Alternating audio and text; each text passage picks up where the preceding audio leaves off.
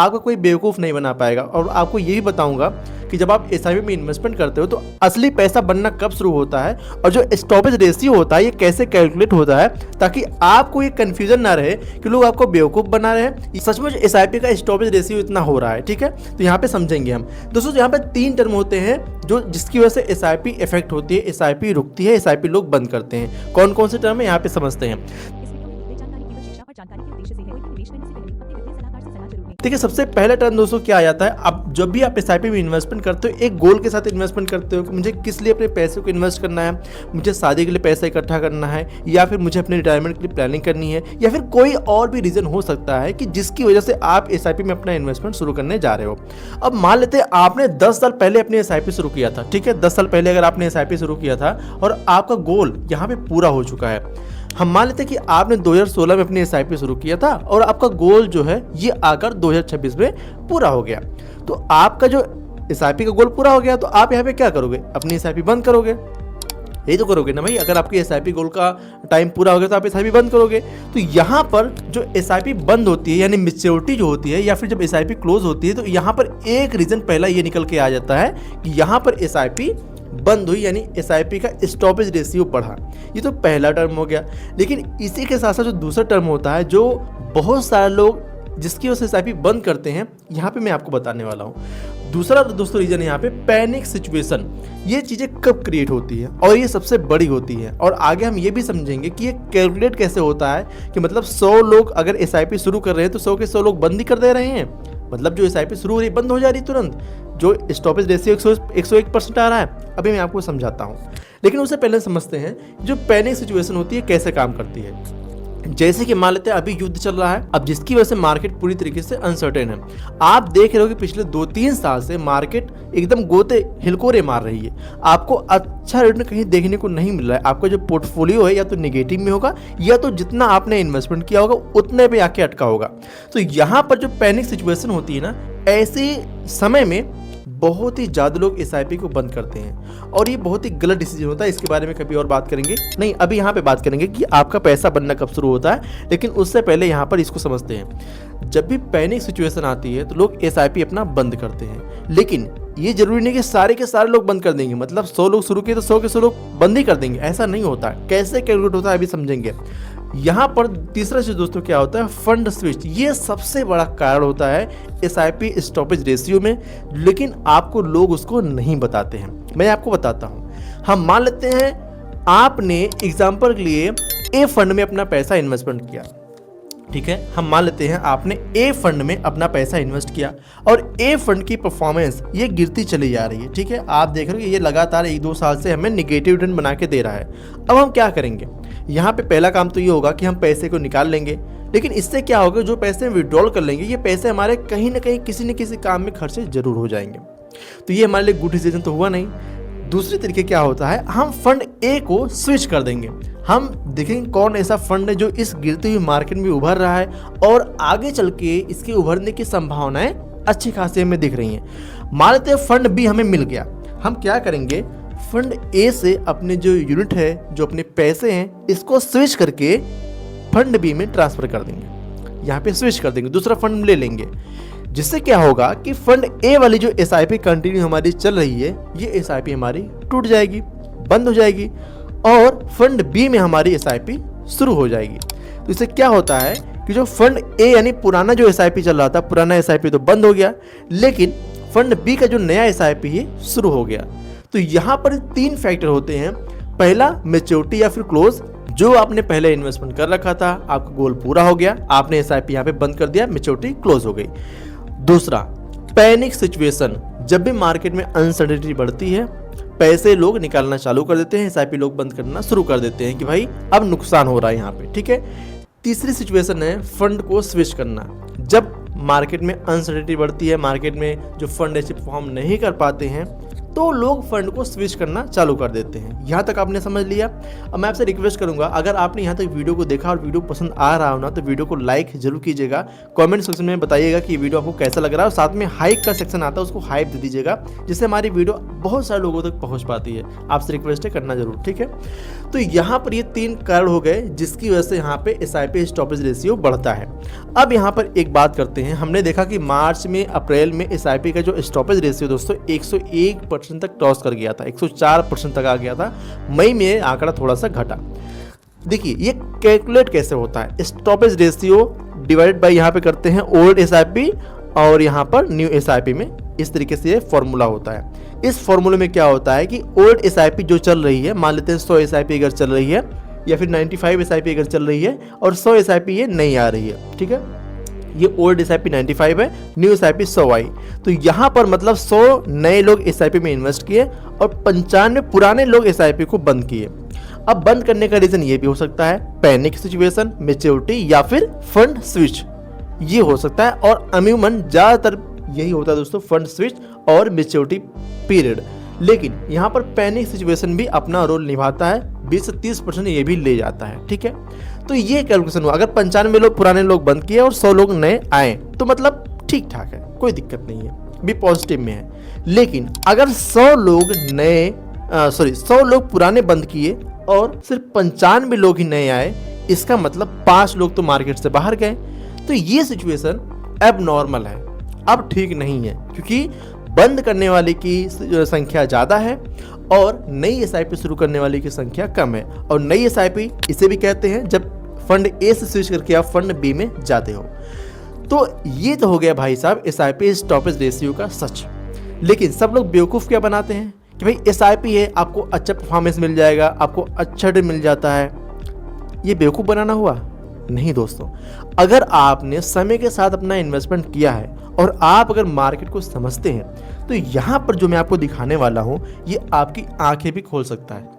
ये भले ही आपको देखने में सिंपल चार्ट समझ में आ रहा हो, लेकिन अभी इसके डीप में हम जाएंगे ना तो बहुत सारी चीज़ें आपकी क्लियर हो जाने वाली है। देखिए हमने एसआईपी यहाँ पे शुरू किया, ठीक है, हम यहाँ पे एसआईपी शुरू करते हैं। हम मान लेते हैं हमने 10,000 रुपये पर मंथ की एसआईपी शुरू किया, 10,000 हम महीने इन्वेस्ट करते हैं। हमने गोल चुना कि भाई मुझे 15 साल तक हमें एसआईपी करनी है, 15 साल तक हमारा टेन्योर है।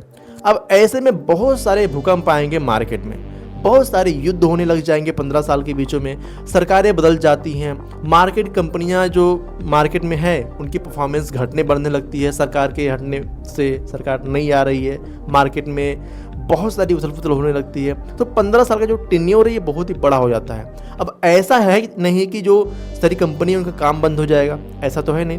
कोविड के समय में भी बहुत सारी कंपनियां चल रही थी लेकिन बहुत सारी बंद थी, जिसकी वजह से मार्केट में करेक्शन देखने को मिला था। तो यहाँ पर हम देखते हैं कि अगर हम 1 साल की एसआईपी करते हैं तो ज़्यादा प्रोबेबिलिटी है कि मार्केट में पैसा बनने का चांस कम होता है। बन सकता है बट चांस कम होता है, क्योंकि यहाँ पर वोलेटिलिटी ज़्यादा होती है। यहाँ पे अब इस टॉपिक बात करें कि एसआईपी में पैसा कब बनता है, ये बहुत ही इंपॉर्टेंट टॉपिक है दोस्तों। अब दोस्तों अगर हम 2 साल तक इन्वेस्ट करते हैं तो प्रोबेबिलिटी है कि थोड़ा सा जो वोलेटिलिटी है ये कम हो पाए और हमें एक बेहतर रिटर्न थोड़ा सा बन पाए। लेकिन जैसे ही 3 साल वाला समय आता है तो यहाँ पर देखते हैं कि मार्केट अभी भी उतना पे चल रही है, मतलब 1 लाख हमने इन्वेस्ट किया तो 1 लाख के आसपास हमारे पैसे अभी इकट्ठा हुए हैं। अब यहाँ पर चौथे साल में दोस्तों देखते हैं फिर भी मार्केट का वही हाल है, 5वें साल फिर भी मार्केट का वही हाल है, जो कि हम देखते चले आ रहे हैं अभी 3-4 सालों से। मतलब हमें अप एंड डाउन दिख रहे हैं। हमने एसआईपी किया, 10,000 का हमारा अमाउंट हो गया 9,000, हमने इन्वेस्ट किया मार्केट में 4 लाख रुपए, हमारे हो गए 3.5 लाख रुपए, मतलब हमारे पैसे कम हो रहे हैं। और यहाँ पर जो इन्वेस्टर है इनके मन में ये आने लग जाता है भैया ठीक नहीं है, यहाँ से निकलना ही सही है, क्योंकि 4 से 5 साल हो गया अभी तक हमें कोई भी फ़ायदा नहीं दिख रहा है। अब देखिए 6ठा साल आता दोस्तों, यहाँ पर हमें मार्केट की परफॉर्मेंस समझ में आती है। 6ठे साल में मार्केट की परफॉर्मेंस हमें समझ में आई।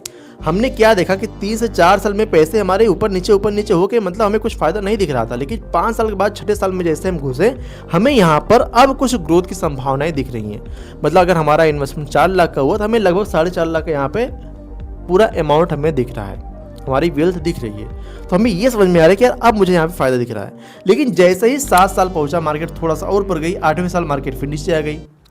अब यहाँ पे क्या होगा, हमने इन्वेस्टमेंट तो 8 साल कर दिया पर हमें कोई फ़ायदा यहाँ पे नहीं दिख रहा है।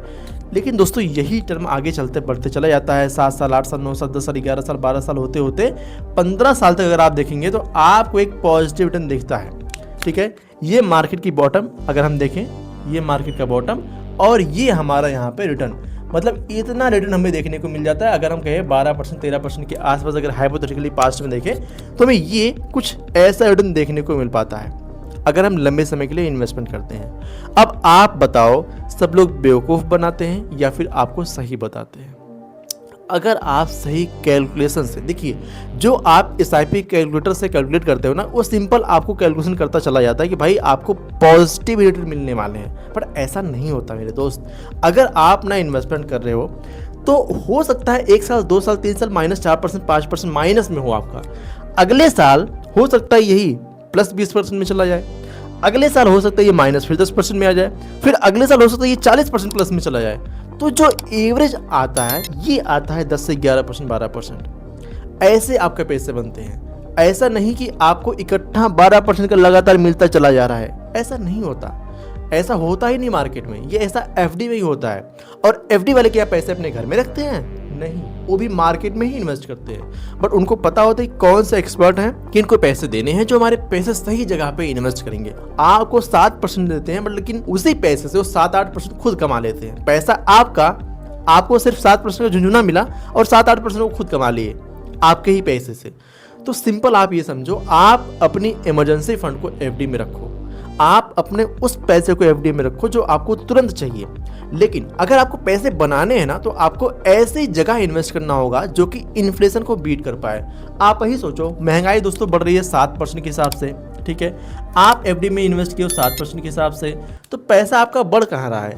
अगर हम मान लेते हैं 1 लाख रुपये आज आपने इन्वेस्ट किया, 10 साल 11 साल बाद मान लेते हैं वो 2 लाख रुपये हुआ, तो उस समय 2 लाख की वैल्यू भी आज के 1 लाख के बराबर में ही होगी। जितने में आज आप 1 लाख का सामान खरीद पा रहे हो, आने वाले 10-20 सालों में आपको वही सामान खरीदने के लिए आपको 2.5 लाख 2 लाख रुपए खर्चे करने पड़ जाएंगे। तो महंगाई बढ़ रही है, तो आपके पैसे की कीमत धीरे धीरे घट रही है। आज डॉलर का देखते हो रेट कहाँ पे पहुंच गया है, लोग सरकार को जिम्मेदार दे रहे हैं, बहरहाल इसके पीछे क्या है मुझे नहीं पता, लेकिन ये चीजें होती हैं।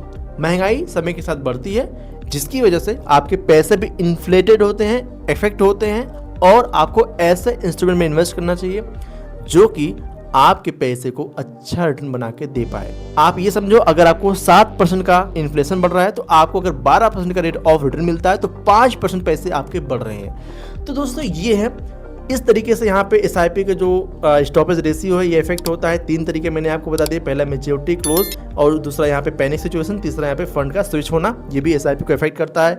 फॉर्मूला कुछ इस हिसाब से होता है, old SIP divide by new SIP। और यहाँ पर SIP में पैसा कब बनता है भाई साहब? अगर आप लंबे समय में एक गोल के साथ, डेडिकेशन के साथ अपना इन्वेस्टमेंट करते चले जाते हो, तो SIP में पैसे बनने के चांसेस आपके बढ़ते हैं, बनते हैं। बहुत सारे लोग ये सोचते हैं कि 5 साल में मेरे पैसे बनेंगे या नहीं बनेंगे। भाई साहब, ये मार्केट के ऊपर पूरा डिपेंड करता है। अगर आप बहुत ज़्यादा रिस्क लेके इन्वेस्ट नहीं करते हो, सिर्फ इंडेक्स फंड में इन्वेस्ट करते हो या फिर बैलेंस एडवांटेज फंड में इन्वेस्ट करते हो, कम रिस्की फंड में मतलब इन्वेस्ट करते हो, तो आप 4 से 5 साल में भी कुछ पैसे बना सकते हो। लेकिन अगर आपको मोटा पैसा बनाना है, तो आपको मोटा टाइम भी आपको देना पड़ेगा, ठीक है।